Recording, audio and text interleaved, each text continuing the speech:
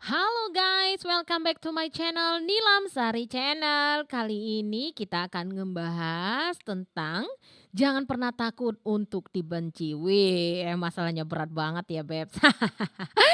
Enggak lah, kali ini sebenarnya Nilam Sari ingin membahas kepada kalian tentang jangan pernah takut untuk dibenci. Ada apa sih?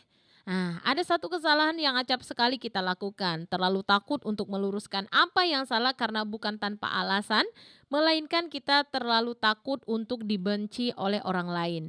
Bukankah kita ini sebagai makhluk sosial ya, Bebs? Saling mengingatkan antar satu dan yang lain, saling mengingatkan antar kamu dan aku, saling meluruskan jika ada yang bengkok atau kita ada yang salah dan langkahnya ndak agi sesuai dengan koridor jalan yang lurus. Hidup ini kadang terlalu egois jika kita hanya mementingkan dan memikirkan diri sendiri tanpa menengok kehidupan orang lain, karena sesungguhnya kita ini diciptakan untuk berjalan beriringan dan berdamai, bukan saling mengungguli, saling menjatuhkan, atau kita saling menjudge satu sama lain. Manusia itu adalah makhluk sosial yang tak bisa hidup tanpa uluran tangan orang lain.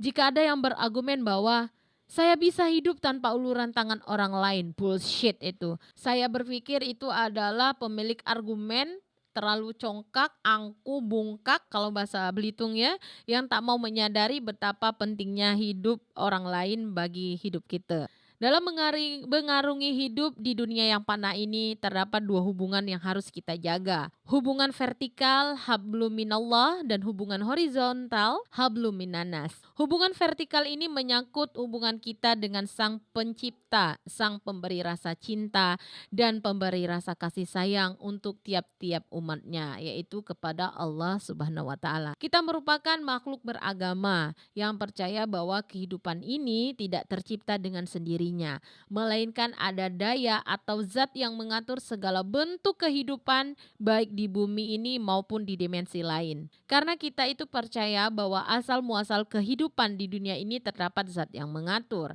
maka sudah sepantasnya lah kita memperbaiki hubungan kita dengan zat pencipta tersebut. Karena tempat kembali kita selepas kehidupan di dunia yang panah ini adalah kepangkuan zat pencipta, yaitu Allah Subhanahu wa taala.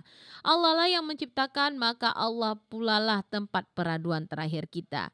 Tempat kita mengadu, berdoa di atas sajadah tentunya. Beda halnya dengan hubungan horizontal yang orientasinya membahas terkait relasi sosial. Bagaimana interaksi kita antar sesama manusia, baik itu interaksi bersama orang tua, interaksi bersama guru, kawan sejawat, atau lingkungan sekitar. Kedua hubungan ini sifatnya harus balance atau yang kita kenal dengan seimbang.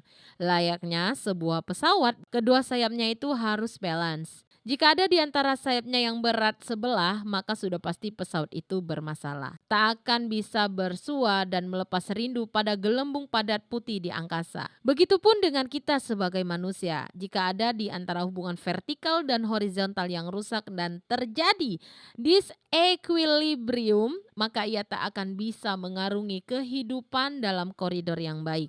Karena itulah, kedua hubungan ini harus kita jaga equilibriumnya agar kita bisa hidup dengan balance dan tidak berat sebelah. Kedua hubungan ini juga bisa menggambarkan potret kehidupan atau bisa kita sebut sebagai indikator penilaian kepribadian seseorang. Jika kedua hubungan ini sama-sama baik, maka saya dapat menyimpulkan bahwa orang tersebut adalah baik. Begitupun sebaliknya, jika salah satu maupun kedua hubungan ini rusak, maka jelas orang tersebut kurang baik. Ketika kedua hubungan tersebut sejalan, maka segala tindak tanduk seseorang akan bermuara pada kebaikan.